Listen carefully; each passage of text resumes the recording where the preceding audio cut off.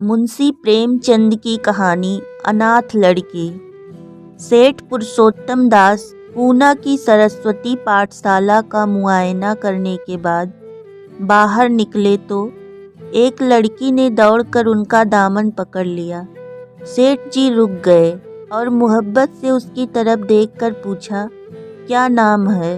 लड़की ने जवाब दिया, रोहिणी। सेठ जी ने उसे गोद में उठा लिया और बोले, तुम्हें कुछ इनाम मिला? लड़की ने उनकी तरफ बच्चों जैसी गंभीरता से देखकर कहा, तुम चले जाते हो, मुझे रोना आता है, मुझे भी साथ लेते चलो। सेठ जी ने हंसकर कहा, मुझे बड़ी दूर जाना है, तुम कैसे चलोगी? रोहिणी ने प्यार से उनकी गर्दन में हाथ डाल दिए और बोली, जहाँ तुम जाओगे वहीं मैं भी चलूँगी, मैं तुम्हारी बेटी हूँगी। मदरसे के अफसर ने आगे बढ़कर कहा, इसका बाप साल भर हुआ नहीं रहा, माँ कपड़े सीती है, बड़ी मुश्किल से गुजर बसर होती है। सेठ जी के स्वभाव में करुणा बहुत थी। यह सुनकर उनकी आंखें भर आई। उस भोली प्रार्थना में वह दर्द था जो पत्थर से दिल को पिघला सकता है। बेकसी और यतीमी को इससे ज़्यादा दर्दनाक ढंग से जाहिर करना नामुमकिन था। उन्होंने सोचा, इस नन्हे से दिल में ना जाने क्या अरमान होंगे और लड़कियां अपने खिलौने दिखाकर कहती होंगी, यह मेरे बाप ने दिया है। वह अपने बाप के साथ मदरसे आती होंगी, उसके साथ मेलों में जाती होंगी और उनकी दिलचस्पियों का जिक्र करती होंगी। यह सब बातें सुन सुनकर इस भोली लड़की को भी ख्वाहिश होती होगी कि मेरे बाप होता। माँ की मोहब्बत में गहराई और आत्मिकता होती है जिसे बच्चे समझ नहीं सकते। बाप की मोहब्बत में खुशी और चाव होता है जिसे बच्चे खूब समझते हैं। सेठ जी ने रोहिणी को प्यार से गले लगा लिया और बोले, अच्छा, मैं तुम्हें अपनी बेटी बनाऊंगा, लेकिन खूब जी लगाकर पढ़ना। अब छुट्टी का वक्त आ गया है, मेरे साथ आओ, तुम्हारे घर पहुंचा देता हूँ। यह कहकर उन्होंने रोहिणी को अपनी मोटर कार पर बिठा लिया। रोहिणी ने इतने इत्मीनान और गर्व से अपनी सहेलियों की तरफ देखा। उसकी बड़ी बड़ी आंखें खुशी से चमक रही थीं और चेहरा चांदनी रात की तरह खिला हुआ था। सेठ ने रोहिणी को बाजार की खूब सैर कराई और कुछ उसकी पसंद से कुछ अपनी पसंद से बहुत सी चीज़ें खरीदी। यहाँ तक कि रोहिणी बातें करते करते कुछ थक सी गई और खामोश हो गई। उसने इतनी चीज़ें देखी और इतनी बातें सुनी कि उसका जी भर गया। शाम होते होते रोहिणी के घर पहुँचे और मोटर कार से उतरकर रोहिणी को अब कुछ आराम मिला। दरवाज़ा बंद था। उसकी माँ किसी ग्राहक के घर कपड़े देने गई थी। रोहिणी ने अपने तोहफों को उलटना पलटना शुरू किया। खूबसूरत रबड़ के खिलौने, चीनी की गुड़िया जरा दबाने से चू चू करने लगती और रोहिणी यह प्यारा संगीत सुनकर फूली न समाती। रेशमी कपड़ा, बूटे की गुलकारियों ने उसे खूब लुभाया था। उसे उन चीज़ों के पाने की जितनी खुशी थी, उससे ज़्यादा उन्हें अपनी सहेलियों को दिखाने की बेचैनी थी। सुंदरी के जूते अच्छे सही, लेकिन उनमें ऐसे फूल कहाँ हैं? ऐसी गुड़िया उसने कभी देखी भी न होगी। इन ख्यालों से उसके दिल में उमंग भर आई और वह अपनी मोहिनी आवाज़ में एक गीत गाने लगी। सेठ जी दरवाजे पर खड़े इन पवित्र दृश्य का हार्दिक आनंद उठा रहे थे। इतने में रोहिणी की माँ रुक्मिणी कपड़ों की एक पोटली लिए हुए आती दिखाई दी। रोहिणी ने खुशी से पागल होकर एक छलांग भरी और उसके पैरों से लिपट गई। रुक्मिणी का चेहरा पीला था, आंखों में हसरत और बेकसी छिपी हुई थी। गुप्त चिंता का सजीव चित्र मालूम होती थी, जिसके लिए जिंदगी में कोई सहारा नहीं। मगर रोहिणी को जब उसने गोद में उठाकर प्यार से चूमा, वो जरा देर के लिए उसकी आंखों में उम्मीद और जिंदगी की झलक इतनी देर तक कहाँ रही। मैं तुझे ढूंढने पाठशाला गई थी, रोहिणी ने हुमक कर कहा। मैं मोटर कार पर बैठकर बाजार गई थी। वहाँ से बहुत अच्छी अच्छी चीज़ें लाई हूँ। वह देखो कौन खड़ा है। माँ ने सेठ जी की तरफ देखा और लजाकर सिर झुका लिया। बरामदे में पहुँचते ही रोहिणी माँ की गोद से उतरकर सेठ जी के पास गई और अपनी माँ को यकीन दिलाने के लिए भोलेपन से बोली। सेठ जी ने उसे प्यार करके कहा, हाँ तुम मेरी प्यारी बेटी हो।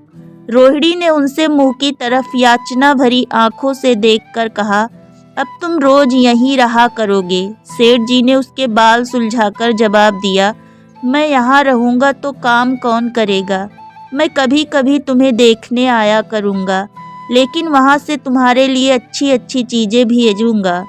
रोहिणी कुछ उदास सी हो गई। इतने में उसकी माँ ने मकान का दरवाज़ा खोला और बड़ी फुर्ती से मैले बिछावन और फटे हुए कपड़े समेटकर कोने में डाल दिए कि कहीं सेठ जी की निगाह उन पर न पड़ जाए। यह स्वाभिमान स्त्रियों की अपनी खास चीज़ है। रुक्मिणी अब इस सोच में पड़ी थी कि मैं क्या खातिर तवाज़ो करूं। उसने सेठ जी का नाम सुना था। उसका पति हमेशा उनकी बड़ाई किया करता था। वह उनकी दया और उदारता की चर्चाएं अनेकों बार सुन चुकी थी। वह उन्हें अपने मन का देवता समझा करती थी। उससे क्या उम्मीद थी कि कभी उसका घर भी उसके कदमों से रोशन होगा। लेकिन आज जब वह शुभ दिन संयोग से आया तो वह इस काबिल भी नहीं कि उन्हें बैठने के लिए एक मोढ़ा दे सके। घर में पान और इलायची भी नहीं। वह अपने आंसुओं को किसी तरह न रोक सकी। आखिर जब अंधेरा हो गया और पास के ठाकुर द्वारे से घंटों और नगाड़ों की आवाज़ें आने लगी तो उन्होंने जरा ऊंची आवाज़ में कहा, बाई जी अब मैं जाता हूँ। मुझे अभी यहाँ बहुत काम करना है। मेरी रोहिणी को कोई तकलीफ़ ना हो। मुझे जब मौका मिलेगा उसे देखने आऊँगा। उसके पालने पोसने का काम मेरा है और मैं उसे बहुत खुशी से पूरा करूँगा। उसके लिए अब तुम कोई फिक्र मत करो। मैंने उसका वजीफ़ा बाँध दिया है और यही उसकी पहली किस्त है। यह कहकर उन्होंने अपना खूबसूरत बटुआ निकाला और रुक्मिणी के सामने रख दिया। गरीब औरत की आंखों में आंसू जारी थे। उसका जी बरबस चाहता था कि उसके पैरों को पकड़कर खूब रोए। आज बहुत दिनों के बाद एक सच्चे हमदर्द की आवाज़ उसके मन में आई थी। जब सेठ जी चले तो उसने दोनों हाथों से प्रणाम किया। उसके हृदय की गहराइयों से प्रार्थना निकली, आपने एक बेबस पर दया की है। ईश्वर आपको इसका बदला दे। दूसरे दिन रोहिणी पाठशाला गई तो उसकी बाकी सजदज आँखों में छिपी खूबी जाती थी। उष्टानियों ने उसे बारी बारी प्यार किया और उसकी सहेलियां उसकी एक एक चीज़ को आश्चर्य से देखती और ललचाती थी। अच्छे कपड़ों से कुछ स्वाभिमान का अनुभव होता है। आज रोहिणी वह गरीब लड़की ना रही जो दूसरों की तरफ विवश नेत्रों से देखा करती थी। आज उसकी एक एक क्रिया से संकोचित गर्भ और चंचलता टपकती थी। उसकी जबान एक दम के लिए भी ना रुकती थी। कभी मोटर की तेजी का जिक्र था, कभी बाजार की दिलचस्पियों का बयान, कभी अपनी गुड़ियों के कुशल मंगल की चर्चा थी और कभी अपने बाप की मोहब्बत की दास्तान। दिल था कि उमंगों से भरा हुआ था। एक महीने बाद सेठ पुरुषोत्तम दास ने रोहिणी के लिए फिर तोहफे और रुपए रवाना किए। बेचारी विधवा को उनकी कृपा से जीविका की चिंता से छुट्टी मिली। वह भी रोहिणी के साथ पाठशाला आती और दोनों माँ बेटियाँ एक दर्जे के साथ साथ पढ़ती, लेकिन रोहिणी का नंबर हमेशा माँ से अव्वल रहा। सेठ जी जब पूना की तरफ से निकलते तो रोहिणी को देखने जरूर आते और उनका आगमन उसकी प्रसन्नता और मनोरंजन के लिए महीनों का सामान इकट्ठा कर देता। इसी तरह कई साल गुजर गए और रोहिणी ने जवानी के सुहाने हरे भरे मैदान में पैर रखा, जबकि बचपन की भोली भाली अदाओं में एक खास मतलब और इरादों का दखल हो जाता है। रोहिणी अब आंतरिक और बाह्य सौंदर्य में अपनी पाठशाला की नाक थी। हाव भाव में आकर्षक गंभीरता, बातों में गीत का सा खिंचाव और गीत का सा आत्मिक रस था। कपड़ों में रंगीन सादगी, आंखों में लाज संकोच, विचारों में पवित्रता जवानी थी, मगर घमंड और बनावट और चंचलता से मुक्त। उसमें एक एकाग्रता थी, ऊंचे इरादों से जो पैदा होती है। स्त्रियोचित उत्कर्ष की मंजिलें वह धीरे धीरे तय करती चली जाती थी। सेठ जी के बड़े बेटे नरोत्तम दास कई साल तक अमेरिका और जर्मनी की यूनिवर्सिटियों की खाक छानने के बाद इंजीनियरिंग विभाग में कमाल हासिल करके वापस आए थे। अमेरिका के सबसे प्रतिष्ठित कॉलेज में उन्होंने सम्मान का पद प्राप्त किया था।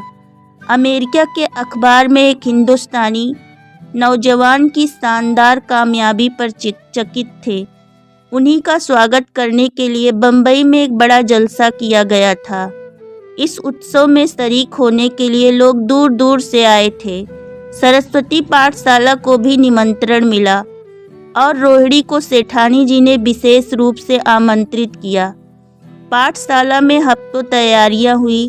रोहिणी को एकदम के लिए भी चैन ना था। यह पहला मौका था कि उसने अपने लिए बहुत अच्छे अच्छे कपड़े बनवाए।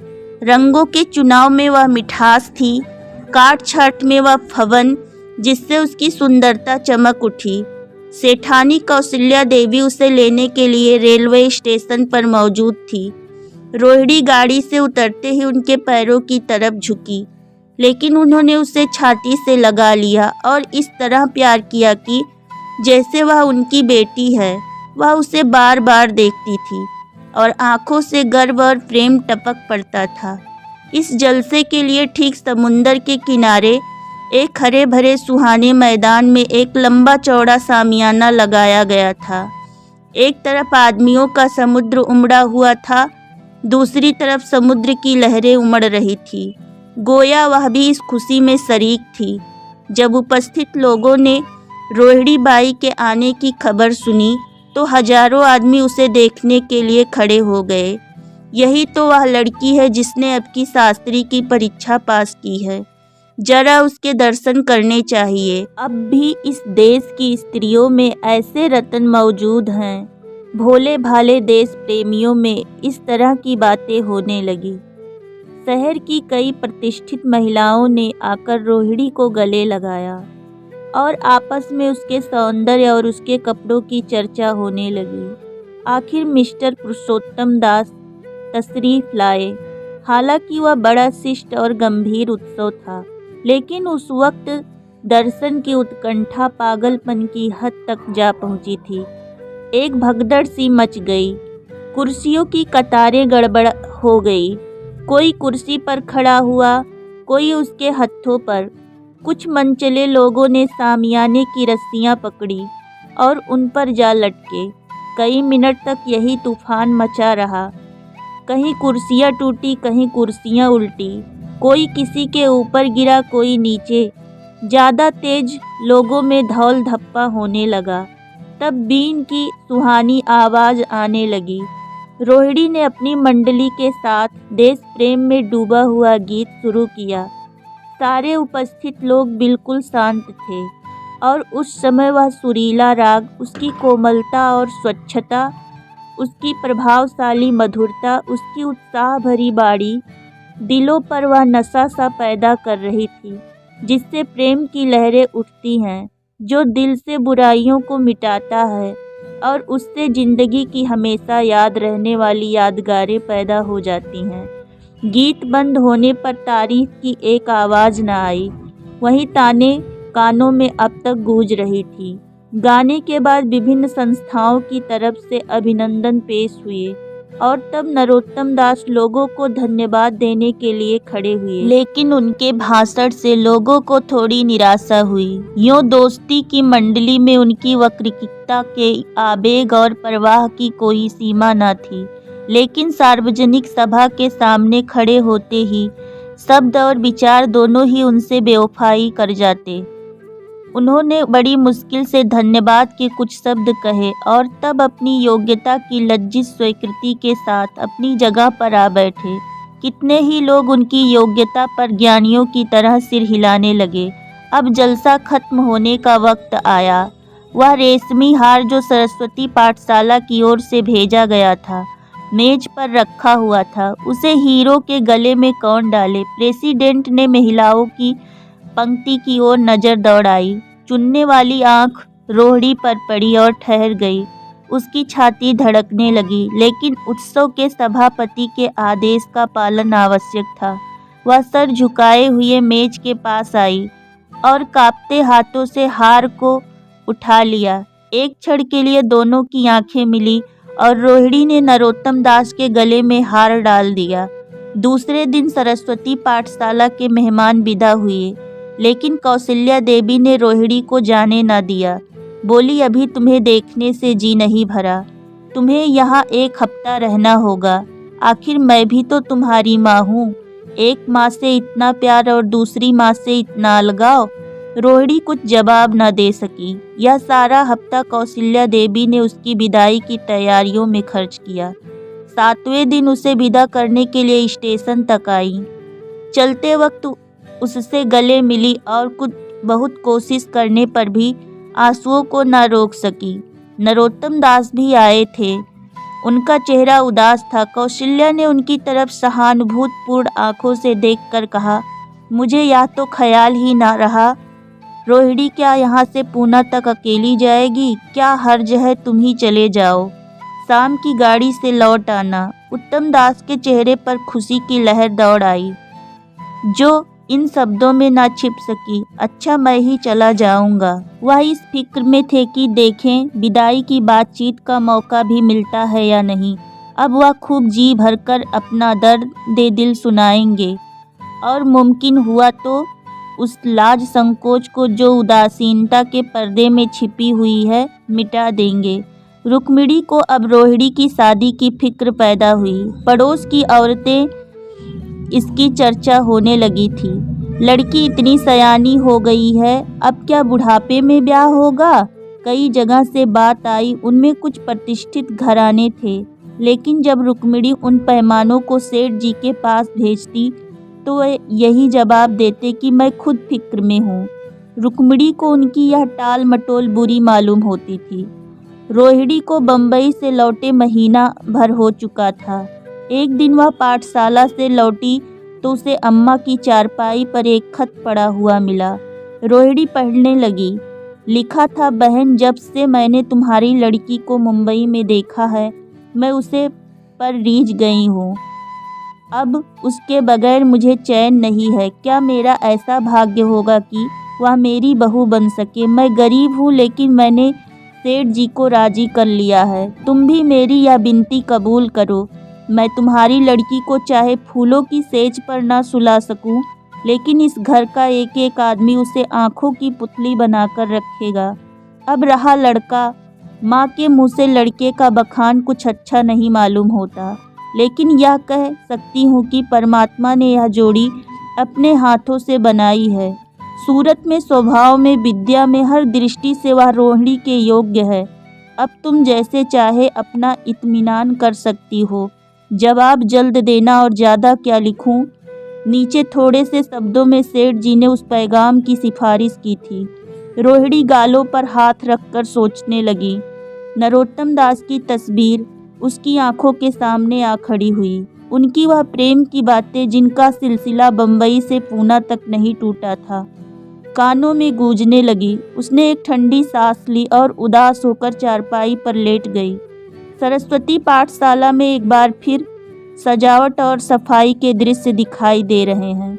आज रोहिणी की शादी का शुभ दिन। शाम का वक्त, बसंत का सुहाना मौसम। पाठशाला के दारों दीवार मुस्कुरा रहे हैं और हरा भरा बगीचा फूला नहीं समाता। चंद्रमा अपनी बारात लेकर पूरब की तरफ से निकला। उसी वक्त मंगलाचरण का सुहाना राग उस रुपहली चांदनी और हल्के हल्के हवा के झोंकों में लहरें मारने लगा। दूल्हा आया। उसे देखते ही लोग हैरत में आ गए।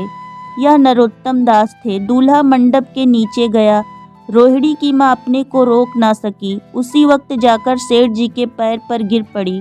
रोहिणी की आंखों में प्रेम और आनंद के आंसू बहने लगे। मंडप के नीचे हवन कुंड बना था। हवन शुरू हुआ, खुशबू की लपेटें हवा में उठी और सारा मैदान महक गया।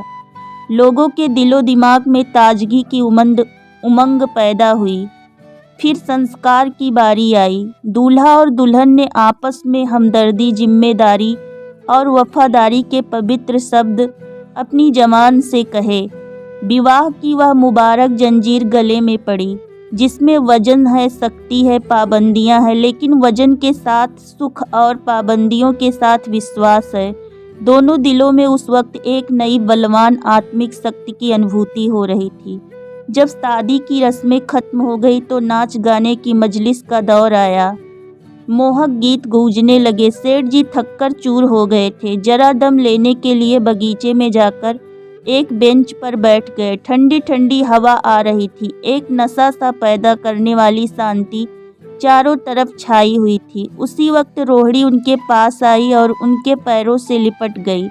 सेठ जी ने उसे उठाकर गले से लगा लिया और हंसकर बोले, क्यों, अब तो तुम मेरी अपनी बेटी हो गई। दोस्तों, यह कहानी यहीं पर समाप्त होती है।